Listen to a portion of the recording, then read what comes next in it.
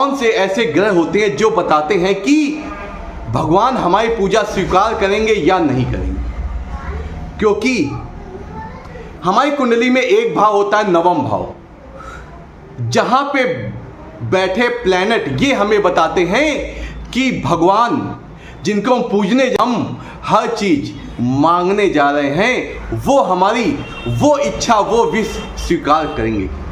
आइए बात करते हैं, ये बहुत ही ज़्यादा महत्वपूर्ण और विशेष ज्ञान देने वाला वीडियो होगा। आइए चलते हैं, बात करते हैं। क्योंकि आपके जीवन में जो मेजर समस्याएं हैं, जैसे जो लोग कभी दान करते हैं और उल्टा उनका नुकसान होने लगता है, पूजा पाठ करते हैं उनका नुकसान होने लगता है, अगर आपके साथ ऐसा होता है तो आप ये वीडियो आपके लिए अति आवश्यक है। कहां पूजा करने से आपको किस तरह का फल मिलेगा ये भी मैं इस वीडियो में बताऊंगा। आइए चलते बात करते हैं। पहले बात करते हैं, ये देखिए हमारी कुंडली होती है, हर व्यक्ति की कुंडली, ये जो चक्र होते हैं इन्हीं के अकॉर्डिंग उसका पूरा जीवन चलता है।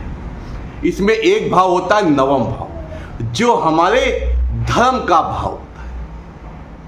अगर इसमें गुरु, चंद्रमा, शुक्र, बुध उच्च अवस्था में या अच्छी अवस्था में बैठे हैं तो समझ लीजिए आपके जीवन में धर्म की वृद्धि होगी, ज्ञान की वृद्धि होगी, पुण्यों की वृद्धि होगी और जीवन में सफलताएं भी मिलेंगी। अगर वही इसी जगह शनि, राहु, केतु या निगेटिव आपके प्लैनेट जैसे नीच का बुध, नीच का शुक्र, नीच का गुरु या वक्री अवस्था में भी बैठते हैं तो वो हमारे धर्म की हानि करते हैं।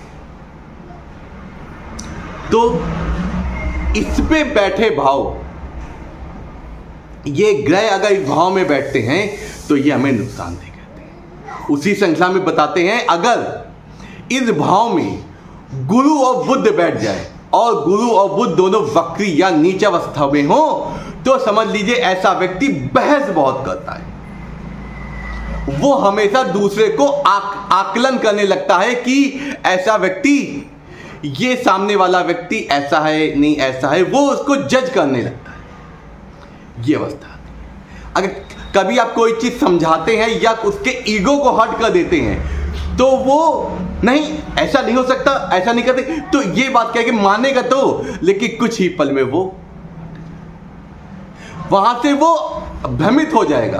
क्योंकि उसकी जो विशेष चीज है, जो उसका डीएनए है, जो उसकी पूरी अंदर की वो है, वो तो निगेटिव है ना, तो वो चीज वो समझने में हमेशा दिक्कत देगा। इसी जगह अगर यहां पे अस्त ग्रह बैठ जाए, किसी भी कोई भी अस्त ग्रह बैठ जाए तो ऐसा व्यक्ति थोड़ी देर के लिए एक्टिव होता है लेकिन फिर शांत, क्योंकि अस्त है ना, वो किसी भी अच्छे कार्य के लिए बढ़ेगा तो, लेकिन अस्त थोड़ी देर शांत हो जाएगा, फिर घर को। इसी जगह अगर शनि बैठता है तो ऐसा व्यक्ति हमेशा हर चीज में लॉजिक देखता है, यथार्थ देखता है, ऐसा है कि नहीं। कुछ चीजें क्या होती हैं हमारे धर्म और विश्वास और श्रद्धा पे आधारित होती हैं, तो शनि वाला व्यक्ति नहीं करता है, वो अपने आप को एकाग्र नहीं कर पाता है। राहु वाला व्यक्ति भी अपने आप को एकाग्र नहीं कर पाता है, हर चीज में भ्रम करता है और उसके मन में हमेशा प्रश्न आते रहते। वही अगर नवम भाव में देवगुरु बृहस्पति और मंगल बैठ जाए, गुरु तो गुरु है, मंगल सेनापति, अगर ये दोनों बैठ जाएं तो आप देखेंगे कि आप गुरुद्वारे जाएंगे, आपको सफलता मिलेगी। आप कहेंगे ये क्या हो गया, गुरुद्वारे गए हमको सफलता मिली, क्यों? क्योंकि गुरु और मंगल का जो कॉम्बिनेशन है वो गुरुद्वारों में ही मिलता है। तो इसलिए अगर आपके नवम भाव में गुरु या मंगल हो तो गुरुद्वारे आप जाने लगे, आपको सफलता। वही अगर निगेटिव प्लैनेट्स आपके बैठे हैं तो आप क्या होते हैं, डिसबिलीवर हो जाते हैं। जब आप डिसबिलीवर हो जाते हैं तो ऐसे व्यक्ति क्या है, क्या करें, जो भी रिलीजन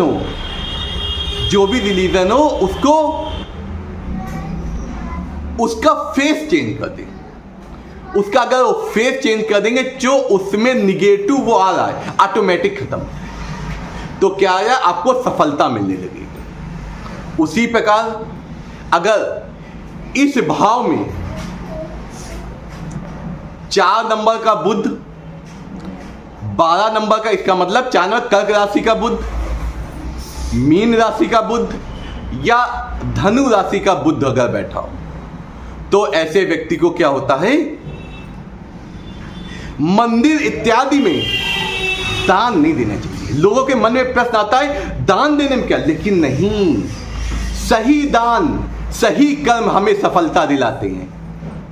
आपने देखा होगा लोग डाइटिशियन के पास क्यों जाते हैं, खाना तो सब अच्छा होता है, लेकिन आपके लिए क्या अच्छा है ये डिपेंड करता है, ये बताता है डाइटिशियन। उसी प्रकार हमें किस देव की पूजा करनी चाहिए और किस प्रकार पूजा करनी चाहिए, ये अति उत्तम हो जाता है। वही अगर आपके इस नवम भाव में चंद्रमा है तो आप शिवालय जाइए, आपको सफलताएं मिलेंगी। पूजा करने का विद्वान नहीं है, आपको आता है तो सिर्फ हाजिरी लगाइए, आपको सफलताएं मिलने लगेंगी। क्योंकि हाजिरी से ज्यादा कोई पूजा नहीं कही गई। क्योंकि हाजिरी से क्या होता है, आप कहते मैं अज्ञानी हूं, मैं पूजा करने का ढंग नहीं, लेकिन मैं आपका दर्शन और आपका स्मरण प्रतिदिन करता हूं, तो मुझे आपसे शुभ आशीर्वाद अवश्य चाहिए। और जिनके बुद्ध इस जगह है, ऐसी इस अवस्था में, तो उन्हें दान ना देके, उन्हें जो आपके वो नहीं होते हैं हिजड़े लोग, उन्हें दान करना चाहिए। क्योंकि वो बुद्ध के आधिपत्य होते हैं, हरी चीजें दें, हरी वस्तु दें, हरी मिठाई दें, तो इससे क्या होगा, आपके जीवन में बुद्ध से संबंधित जो दिक्कतें आने लगेंगी वो सफलताएं प्रदान करने का।